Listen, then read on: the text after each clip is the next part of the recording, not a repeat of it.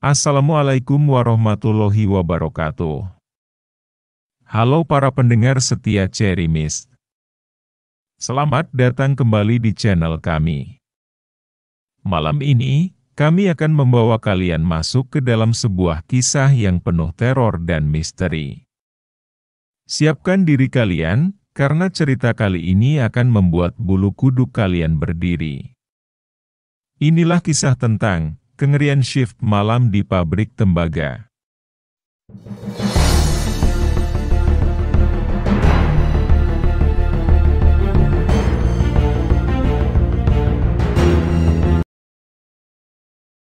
Andi baru saja diterima bekerja di sebuah pabrik daur ulang tembaga yang terletak di pinggir kota. Pabrik itu besar dan tua, dengan langit-langit yang menjulang tinggi dan rangka baja yang sudah karatan di beberapa sudut. Suasana di dalamnya dingin, meski mesin-mesin besar terus menderu, menciptakan irama yang memecah keheningan. Namun, bagi Andi, ada sesuatu yang lebih dari sekadar dinginnya mesin dan besi yang berkarat. Setiap kali ia memasuki area pabrik, hatinya terasa tak nyaman, seperti ada mata yang mengawasinya dari kegelapan, menyelinap di balik bayang-bayang gedung yang suram. Hari pertama dan kedua berjalan tanpa masalah berarti, meski rasa gelisah itu terus membayanginya. Ia mencoba menepis perasaan aneh itu, menganggapnya hanya sekadar adaptasi dengan lingkungan baru yang penuh dengan mesin-mesin asing dan suara berderak yang terus-menerus. Namun, perasaan aneh itu kian menguat setiap harinya. Memasuki hari keempat, Andi dijadwalkan untuk lembur dan menjalani shift malam. Ini kali pertama ia bekerja hingga larut malam.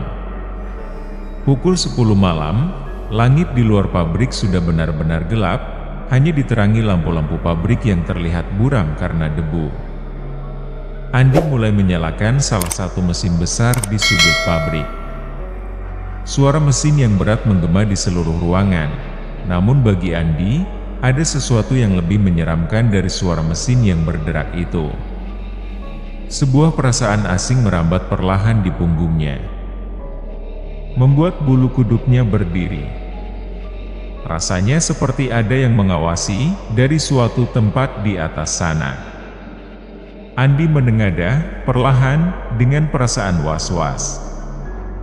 Jantungnya serasa berhenti berdetak ketika matanya menangkap sebuah sosok di atas. Di atas salah satu balok besi besar yang melintang di bawah langit-langit pabrik, duduk seorang kuntilanak merah. Rambutnya panjang dan berantakan, menggantung liar di sekitar wajahnya yang pucat dan menakutkan. Kakinya yang kurus tergantung, bergoyang pelan seolah ia sedang menikmati permainan kecil di ketinggian. Matanya menatap Andi, dalam, menusuk, seolah menelusuri setiap jengkal tubuhnya dengan kebencian. Andi terpaku, tubuhnya tak bisa bergerak, tak mampu mengalihkan pandangannya dari makhluk itu.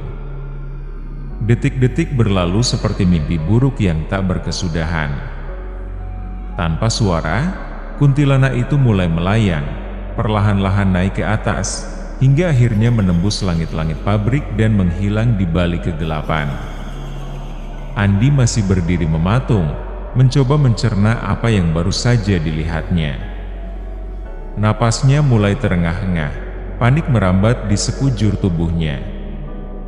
Andi berlari, kakinya gemetar, menuju rekan-rekannya yang ada di ruang kontrol di sudut lain pabrik. Namun langkahnya terhenti mendadak saat mencapai tangga besi yang mengarah ke lantai atas. Di sana, di ujung tangga, berdiri sosok kuntilanak merah yang sama. Kali ini, dia tidak melayang. Dia berdiri dengan rambut kusut yang menutupi sebagian wajahnya, menyisir rambut itu perlahan-lahan dengan tangannya yang keriput dan pucat. Setiap tarikan tangan pada rambutnya terdengar jelas di telinga Andi, seperti suara kuku yang menggores papan. Ketakutan yang luar biasa mencekam Andi. Kakinya gemetar, otaknya memerintahkan tubuhnya untuk lari, namun tubuhnya seperti lumpuh. Tak ada jalan lain kecuali berhadapan dengan sosok itu. Dengan perlahan, Andi menundukkan kepalanya, berharap kuntilanak itu menghilang jika ia tak melihatnya. Suara dengusan napas halus dari sosok itu terasa di udara. Namun ketika Andi beranikan diri melirik, sosok itu sudah menghilang. Namun, Andi tidak mau mengambil risiko lebih. Dengan cepat, dia berlari menuju rekan-rekannya di ruang mesin. Wajahnya pucat saat ia tiba, dan langsung menceritakan apa yang baru saja dilihatnya. Namun, seorang rekan kerja senior hanya menggeleng sambil tersenyum tipis. Udah biasa itu. Gue juga sering ketemu. Tapi lo jangan banyak omong, atau dia bakal sering datang lagi. Jawaban itu membuat Andi semakin takut. Meski tubuhnya lemas, dia memaksakan diri kembali ke mesin, berusaha mengabaikan rasa takut dan konsentrasi pada pekerjaannya. Tapi rasa tenang itu tak bertahan lama. Sekitar pukul 2 dini hari, bahan tembaga yang sedang dikerjakannya mulai habis.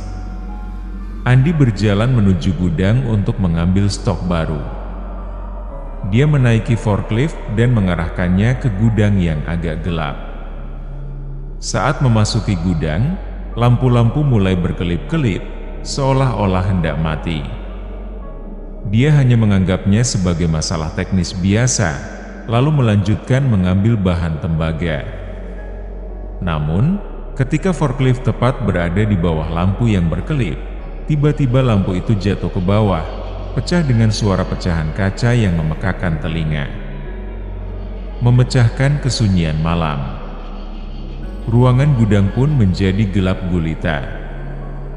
Dengan cepat, Andi mengeluarkan ponselnya, menyalakan senter, dan mencoba melihat ke sekeliling, khawatir kalau dia menginjak pecahan kaca. Tapi yang dilihatnya membuat darahnya membeku. Di dekat ban forklift, dia melihat sesuatu yang tak biasa, sebuah kepala hitam legam tanpa rambut dengan bulu hitam yang lebat di wajahnya menatap lurus ke arah Andi. Mata hitam tajam itu membuatnya tersentak mundur. Andi merasa seperti tersengat listrik. Ketakutan membanjiri dirinya. Dia berteriak dan berlari keluar dari gudang, menuju rekan kerjanya. Ketika dia menceritakan apa yang terjadi, rekannya segera mengajaknya kembali ke gudang untuk memeriksa. Dengan lampu cadangan di tangan, mereka berjalan ke tempat yang tadi Andi ceritakan. Tapi saat sampai di sana, tak ada apa-apa.